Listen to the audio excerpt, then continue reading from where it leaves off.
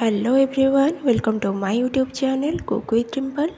तो मुझे आपई नहीं आसी सबुठारु सहज और खूब शीघ्र बनी पार छतु बेसर रेसिपी गरम भात सह खावाई तो बहुत टेस्टी लगी थाए। ताले चलते और डेरी करवानी जल्दी जल्दी स्टार्ट करवा। मुझे पाल छतु को भाजिकी रखी आउ छतुरे पके आलू को एमती लंबा लंबा काटी नहीं आपंकर जो सेप्रे पसंद आपड़ से सेप्रे काटिक नहीं पारे।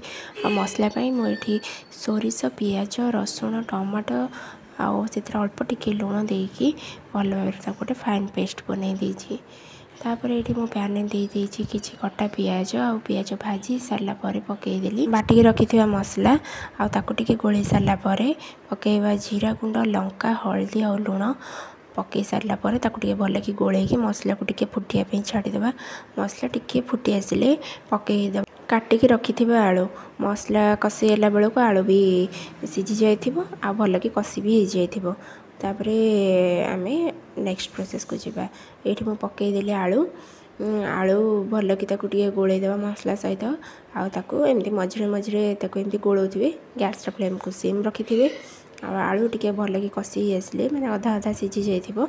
तादेह छतु पकई पारे ना तो आलू टिके भल कि सीझी सारापर आलू मोर ये भल कि सीझी आसाला मैंने अल्प 10% खंडे थिला ये। तापर मुझे पकई देती भाजिकी रखी छतु भजा छतु पकईकी ताकू मसला आलू छतु सबको टिके कषिदेवा आउ टिके समय से टिके छतु भीतर को टिके मसला कषि है बेलू देदेवा पानी पानी देके गैस फ्लेम को हाई रखिकी किसी समय में छाड़देवा।